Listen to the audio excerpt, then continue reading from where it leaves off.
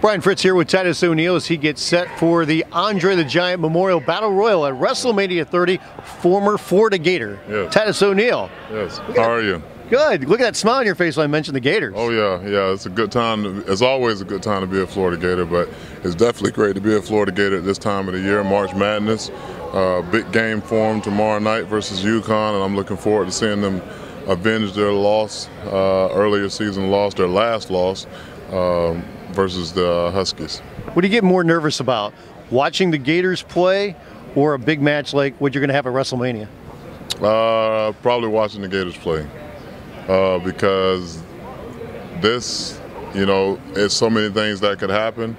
You got to kind of adjust, right away, and you're in there with veterans that can help get you in the right direction, whereas in basketball, it's like one of those things where their whole season is going to come down to maybe possibly one final shot or one block shot or whatever it may be. And Coach Donovan's a very good friend of mine.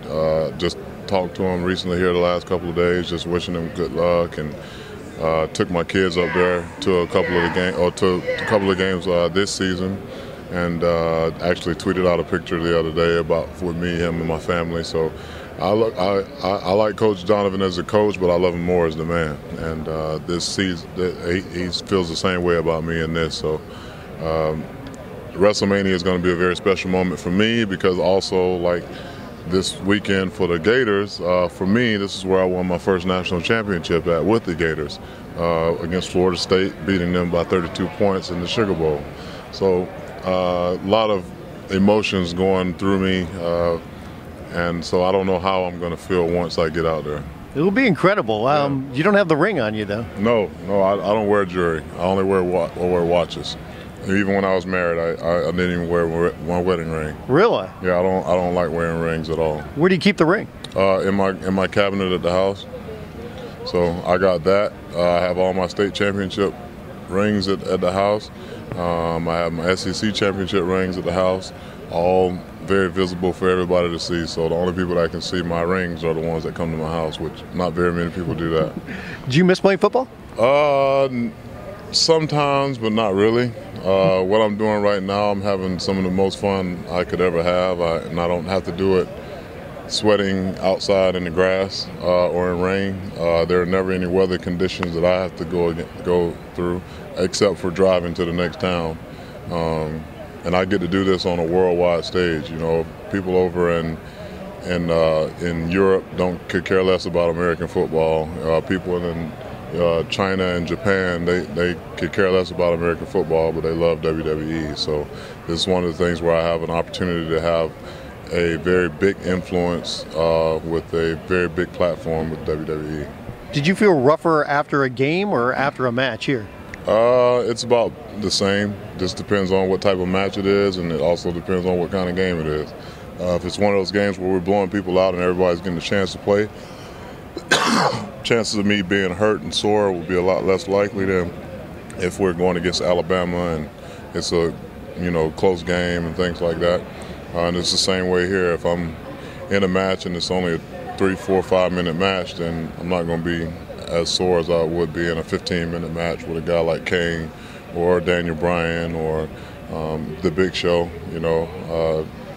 I definitely hurt after those matches. So obviously, after your college career, you played some Arena League football, Yeah. and then you made the decision to get into this industry. What gave you that final push? Like, this is something I want to do.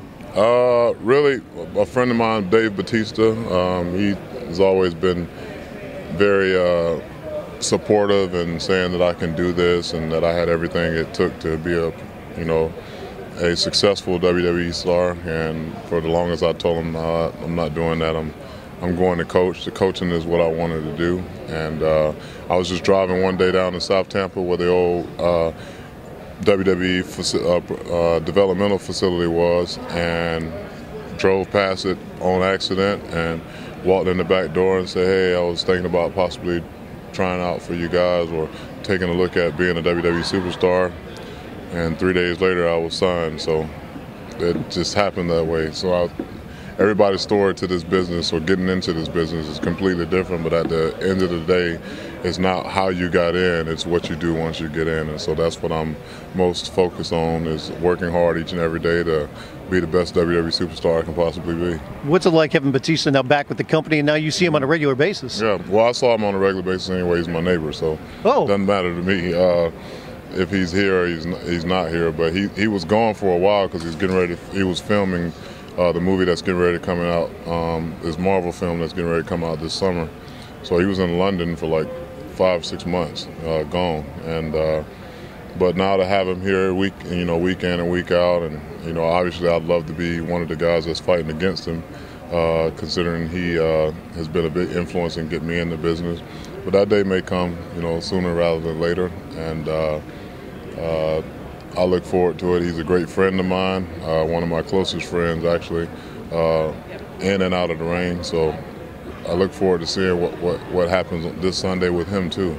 Are you surprised by the reaction that he's gotten since he's come back? Because he came back at the Royal Rumble. Mm-hmm. I think some people were disappointed, not necessarily in him, but they wanted to see Daniel Bryan so bad. And then now it's kind of been this mixed reaction for him.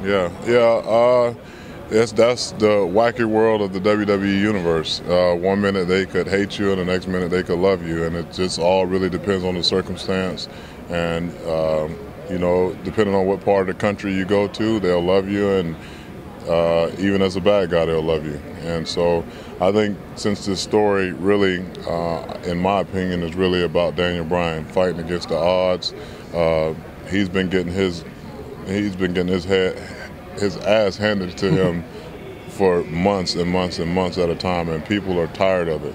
And so I think the response, like you said, at Royal Rumble with him, with Dave, was less about Dave and more about Daniel Bryan.